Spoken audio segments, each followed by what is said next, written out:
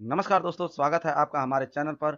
अगर आप UP scholarship 2026-27 renewal करना चाहते हैं और आपकी पढ़ाई क्लास 9वीं 10वीं 11वीं 12वीं BA BSc BCom BTech BEd diploma या किसी अन्य कोर्स में चल रही है तो आज का यह वीडियो आपके लिए बहुत ही महत्वपूर्ण है। इस वीडियो में हम बिल्कुल आसान भाषा में समझेंगे यूपी स्कॉलरशिप 2026-27 में रिन्यूअल किसको करना है, 9th और 10th का रिन्यूअल कैसे होगा, 11th और 12th का रिन्यूअल कैसे होगा और BA BSc BCom BTech BEd diploma तथा अन्य यूजी पीजी कोर्स के लिए रिन्यूअल के लिए कौन सा ऑप्शन चुनना होगा। साथ ही हम जानेंगे ओटीआर रजिस्ट्रेशन नंबर, पासवर्ड और जरूरी डॉक्यूमेंट्स में किन चीज़ों की आवश्यकता पड़ सकती है, इसलिए वीडियो को अंत तक जरूर देखिए।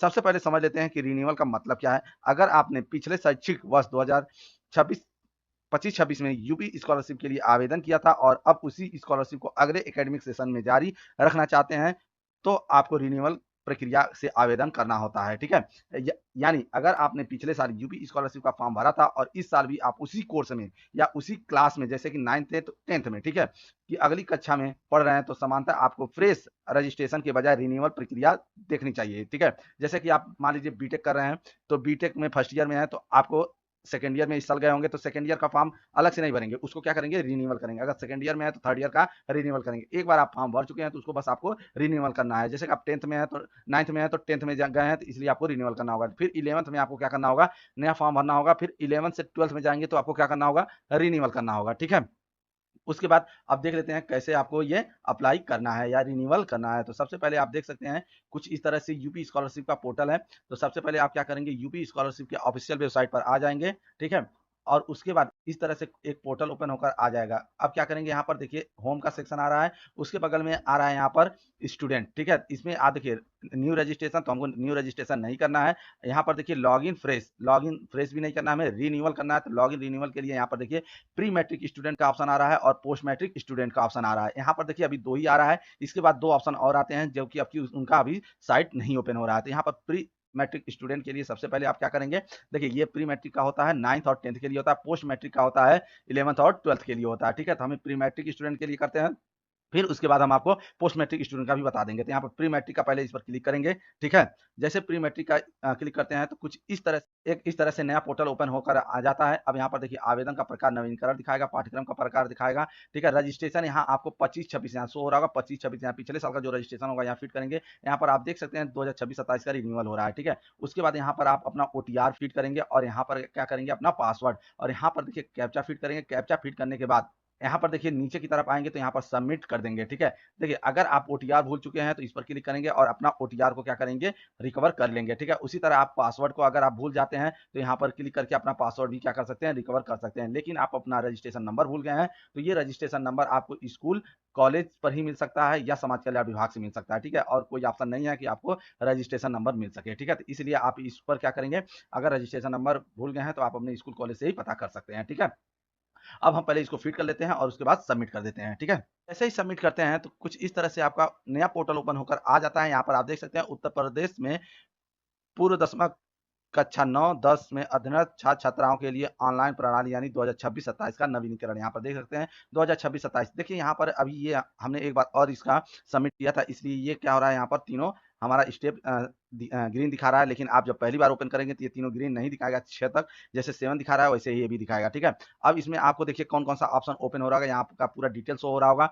यहाँ पर आप देख सकते हैं आपका रजिस्ट्रेशन पूर्ण दिखाएगा, रजिस्ट्रेशन स्लिप दिखाएगा, प्रमाणीकरण हेतु आधार नंबर भी आपका फुल यहाँ टिक दिखाएगा, मोबाइल नंबर सत्यापन क्लिक दिखाएगा। यहाँ पर देखिए आपको शो हो रहा होगा क्या, आवेदन पत्र को संशोधित करें और उसके बाद संस्था हेतु आवेदन को प्रिंट करें। ठीक है, तो आपको सबसे पहले क्या करना होगा, आवेदन पत्र को संशोधित करना होगा। तो इस पर आप क्या करेंगे, क्लिक करेंगे।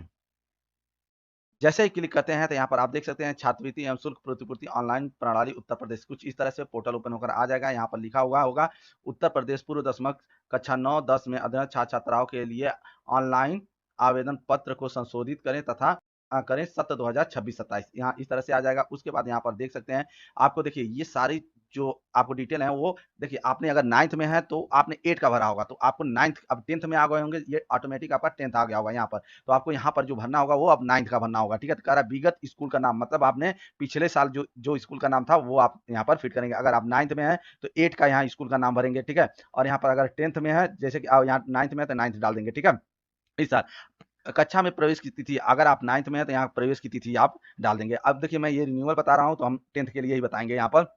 देखिए, रिन्यूअल के लिए क्या करना होगा आपको, विगत वर्ष यानी आपको यहाँ पर 9th का स्कूल का नाम डालेंगे, यहाँ क्लास 10th होगा क्योंकि आप रिन्यूअल कर रहे हैं। प्रवेश की तिथि जो होगी वो इस साल की प्रवेश की तिथि होगी। आपको यहाँ पर रजिस्ट्रेशन नंबर फीड करना होगा, जो भी रजिस्ट्रेशन नंबर होगा। आप ये रजिस्ट्रेशन नंबर आप अपने स्कूल कॉलेज से पता कर सकते हैं कि क्या रजिस्ट्रेशन नंबर है, ठीक है। ये स्कूल कॉलेज से ही आपको दिया जाएगा। फिर उसके बाद बोर्ड का नाम आप यहाँ पे सेलेक्ट कर लेंगे। ट्रांसफर सर्टिफिकेट, अगर आप जैसे कि कहीं 9th और पढ़े हैं और 10th कहीं और पढ़ रहे हैं तो आपको ट्रांसफर सर्टिफिकेट जिसे टीसी बोलते हैं, आप वो ले लेंगे। उसका उस पर नंबर होता है वो फिट करेंगे और ट्रांसफर सर्टिफिकेट का दिनांक जो डेट होगा वो यहाँ पर फिट करेंगे। यहाँ पर देखिए कक्षा 8 उत्तीर्ण करने का वर्ष, अब आप 8 कब उत्तीर्ण किए थे वो यहाँ पर फिट करेंगे। विद्यालय का नाम, जो क्लास 8 में पढ़े थे उस विद्यालय का नाम यहाँ भरना होगा और यहाँ पर पिन कोड भरना होगा, ठीक है। उसके बाद आप यहाँ पर स्क्रॉल करते हुए नीचे की तरफ आएंगे तो देखिए यहाँ पर शो हो रहा होगा जनपद, यहाँ पर आप अपना डिस्ट्रिक्ट आप यहाँ पर फिट कर देंगे। उसके बाद यहाँ ब्रांच, जो भी आपके ब्रांच होगा वो फिट करेंगे। यहाँ पर छात्र छात्रा के बैंक खाता में अंकित नाम, यहाँ पर अपना पूरा नाम यहाँ पर फिट करेंगे। आईएफएससी कोड यहाँ फिट करेंगे। उसके बाद छात्र छात्रा के बैंक का खाता संख्या, यहाँ पर जो खाता संख्या होगा वो फिट करेंगे और यहाँ पर दोबारा खाता संख्या फिट करेंगे, वेरीफाई करेंगे, ठीक है। उसके बाद छात्र छात्रा के माता पिता के बारे में यहाँ पर फिट करना होगा। इसमें कई सारे ऑप्शन आएंगे, माता पिता दोनों जीवित हैं, केवल माता जीवित है, केवल पिता ही जीवित है तो इस पर क्लिक कीजिएगा। माता पिता दोनों जीवित नहीं है तो इस पर क्लिक कीजिएगा। यहाँ पर आप क्या कीजिएगा, जैसे कि अगर दोनों लोग जीवित हैं तो इस पर क्लिक करेंगे, ठीक है। उसके बाद जैसे ही क्लिक करेंगे तो कुछ इस तरह से पिता का व्यवसाय ओपन होकर आ जाता है। तो यहाँ पर आप देखिए इतने सारे ऑप्शन है, इसमें किसी पर आप एक क्लिक कर लीजिएगा जो भी आपका सही होगा। अगर सरकारी में जॉब करते हैं तो प्रोफेशनल है, तो प्राइवेट है तो, और व्यापारी हैं तो, ठीक है। यहाँ पे आप क्लिक कर लीजिएगा। उसके बाद यहाँ पर उनका जो वार्षिक आय है, याद रखिएगा 1 साल की जो आय है यहाँ पर करेंगे। और उसके बाद माता का व्यवसाय होगा वो फिट करना होगा। इनका भी सरकारी है, प्रोफेशनल है, प्राइवेट है, गृहणी है, व्यापार है, तो यहाँ पर आप सिलेक्ट कर लेंगे। उनका भी वार्षिक आय सेलेक्ट कर लेंगे। फिर यहाँ पर टिक लगा देंगे जो भी है। और उसके बाद इसको देखिए नीचे की तरफ आएंगे तो यहाँ पर देखेंगे, देखिए क्या है, सबमिट का ऑप्शन है और यहाँ पर क्या करेंगे, कैप्चा फिट कर देंगे और इसको सबमिट कर देंगे, ठीक है। जैसे ही सबमिट करते हैं उसके बाद इस तरह से कुछ ऑप्शन खुलकर आ जाते हैं। छात्रवृत्ति शुल्क प्रतिपूर्ति ऑनलाइन प्रणाली उत्तर प्रदेश में कक्षा 9-10 में अध्ययन छात्र छात्राओं के लिए ऑनलाइन आवेदन पत्र सत्र 2026-27, आपका आवेदन पत्र सत्र 2026-27 के लिए सफलतापूर्वक संशोधित हो चुका है। यहाँ पर देखिए हमारा संशोधित हो चुका है यानी रिन्यू हो चुका है। अब हमें क्या करना होगा, यहाँ से हमें क्या करना होगा, होम पर जाना होगा। जैसे ही होम पर क्लिक करते हैं उसके बाद हमारा देखिए ये ऐसे 6 जो स्टेप है वो कंप्लीट होकर आ जाते हैं। उसके बाद आपको क्या करना होगा, संस्था हेतु आवेदन, यहाँ पर याद रखिएगा संस्था हेतु आवेदन प्रिंट करेंगे। यहाँ पर आपको अपडेट करने के लिए ऑप्शन नहीं आएगा, यहाँ पर फाइनल सबमिट होगा, ठीक है। जैसे कि आप अगर कोई फॉर्म भरते हैं तो उसको एक बार संस्था में चेक कराने के लिए होता है, लेकिन इस बार जो रिन्यू करेंगे उसमें आवेदन के मतलब आप जाके स्कूल कॉलेज में चेक नहीं करा सकते हैं, वो फाइनल प्रिंट नहीं करेगा। तो हम इस पर क्या करेंगे, क्लिक करेंगे।